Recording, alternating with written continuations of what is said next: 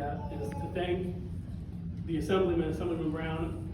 You are really a leader. I mean, you are.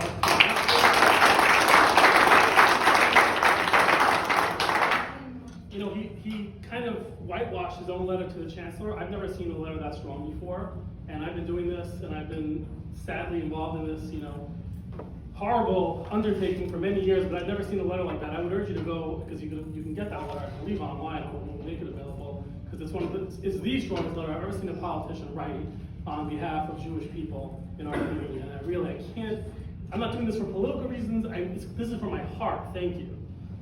Thank you for that. And thank you to Jeff Alden and the ACLJ for supporting my case against CUNY. And thank you to the future governor, who I guess, for all his support, because he's been a huge and steadfast supporter also. And I'm trying to think, as I'm listening to all this, I don't want to repeat things that you've heard already today, and I certainly don't want to politicize this. My mom is here, my dad is here. They are the children.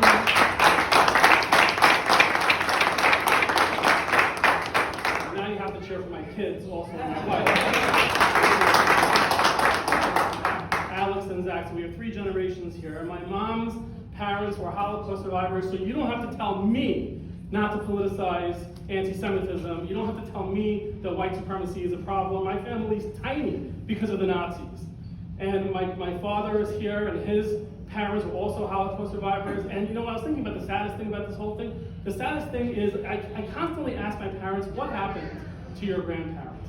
And I'm always on that search for what really happened to them. And the saddest thing is actually that we'll never know. We'll never know. They were probably gassed to death, but we don't really know. We know they were murdered by the most evil people in history. But I just thought about it on the way here. The saddest part is we're never going to know. We're never going to know what really happened to them. We're never going to understand what my grandparents went through. But in preparation for today, I watched the CNN documentary. I don't know if you guys saw this on Sunday. And I was just absolutely appalled, because I abhor politicization of anti-Semitism. And CNN said something, I couldn't believe it. They said, this is a quote from CNN, experts across the board caution anti-Semitism is growing on the left, but it is not equivalent to hate from the right. It is not equivalent from hate to the right. Now, I'm thinking to myself, I've been at CUNY for 20 years. I have never once, not one time in 20 years, have I seen a white supremacist at CUNY. Do you know what I have seen? I've seen this year, a student on my campus where I work took a bat to a Jewish kid with a yarmulke, took a bat. And he was not a white supremacist, he was an Islamist leftist and said, kill all you Jews, free Palestine. So when the media does the politicizing for you, you have no choice but to respond. That's not true. What are you saying, CNN? CNN did an hour documentary. I was 42 minutes into it before I heard something that was not white supremacist anti-Semitism. And that is sickening to someone who survived, whose grandparents survived the Nazis. Again, you don't have to tell me about the Nazis. Don't tell me about the Nazis, but I also want to hear about today's anti-Semitism, which is actually happening to us on our campuses. It is beyond, you have no idea what my life has been like. I want to share that with you a little bit. Let me tell you what's going on at CUNY. This is the past year alone. This is not 20 years. This is not 40 years. In the past year and a half, off the top of my head, when I saw that CNN documentary, right away I thought of 3 violent left extremist radical attacks against Jews just at CUNY. There was a kid in an IDF sweatshirt, Blake Zavosky, in Brooklyn, 20 minutes from here, who got punched in the head for wearing an IDF sweatshirt. He was a college student, and his friend that was with that day was at Brooklyn College. He got punched in the head because he was wearing an IDF sweatshirt. Kid on my campus, Kingsborough Community College, took a bat to a Jew in a yarmulke. Again, last year, 2021. And then the third incident, again, just on the top of my head, Nardine Kiswani, who was a graduate of CUNY Law School. She's a graduate of CUNY, well, this is going to be a lawyer, had an event outside CUNY headquarters where she said, Zionists out of CUNY and globalize the Intifada. And guess what happened at her rally? I bet you're not going to be surprised. Was a Jew beaten up at her rally? Yes! Yes! Don't tell me what anti-Semitism is when I see it every day at CUNY. Don't tell me it's far right, white. I have not met a white supremacist. I am scared of white supremacists. They wouldn't like me. Would they like us, Mom? But I'm not scared of them. I don't walk the halls of CUNY saying, oh my God, where's the white supremacist? I'm scared of the left-wing Islamists who hate us, who are actually hurting us. When I see this nonsense on TV, if we don't tell the truth, what are we doing? These guys are not here for political points. There are so few people who are actually doing the right thing just for the sake of doing the right thing. You are doing the right thing for the sake of doing the right thing.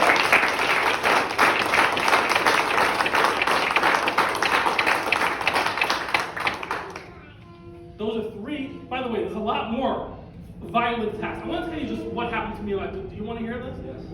Because this is very, I don't want to take too long, but I want to give you a little bit of insight on what it's like to be me. Because you're all me. You're all me. We're the same. It just happens to be me. It could have easily been you, or my children who are here. I was minding my own business. This all started for me when I was minding my own business in a faculty dining room. Just nothing, sitting there, listening to somebody speak. And 5 radical leftists in a group called the Progressive Faculty Caucus surrounded me. Imagine this. I'm sitting there. And started screaming at me. Yelling all sorts of nonsense at me. One of them told me they were Googling me. I said, why were you Googling me? I said, I don't know you. I never met these people. I had no idea who they were. Oh, we've read stuff about you online. What did they read? They suspected that because I kept kosher, that I was probably a Zionist, that I was probably Orthodox, and they're not okay with that. So they surrounded me, wouldn't let me leave, and as Assemblyman Brown said so correctly in his opening remarks, yeah, they said, literally one of them held, I was trying to leave, I was trying to get up and move out. One of them held his hand over my head and says, we're just starting.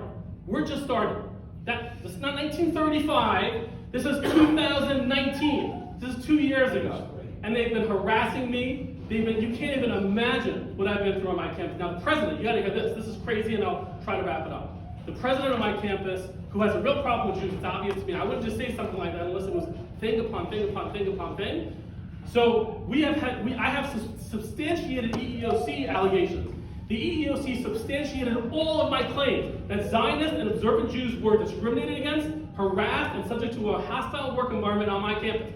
So what did she do? She has done nothing. I'm a department chair. I report directly to her. She has stopped communicating with me. She is retaliating against me every day. There are consequences for everything I say, everything I do, what I say here today. She has stopped talking to me. She will not address the anti-Semitism. She will not address substantiated EEOC findings. But what did she do? I'll tell you what she did. 3 weeks ago, do you know what she did? She formed a committee at the college to hire a diversity officer to deal with the anti-Semitism. Guess who was on that committee? Guess. You want to take a guess? No Jews! 0 Jews! 0! This is a committee to address anti-Semitism in Brooklyn! And a BDS activist! A public BDS activist! This is a committee dealing with anti-Semitism! I wrote to her, I said, I'm on the Personnel and Budget Committee, I'm a department chair here, I have oversight and I have advice according to the bylaws of CUNY. I want to know who's on that committee. She ignored me. I said, you're not a Jewish person? Ignored me. I said, you can't ignore me. I'm on the PFB committee. This is my job. I'm a department chair. This is what I do. Ignored me. But this is what she does. She creates a committee with a BDS activist and no Jews. And when we ask to add a Jew, that's too much. ZOE just sent a letter, and your letter is amazing, and we've asked them to please add Jewish people. But this is a tiny part of the story. I don't want to take your whole night. I just wanted to give you a little glimpse of what it's been like for me. And thank you again for the support of all you guys. It really means a lot to me.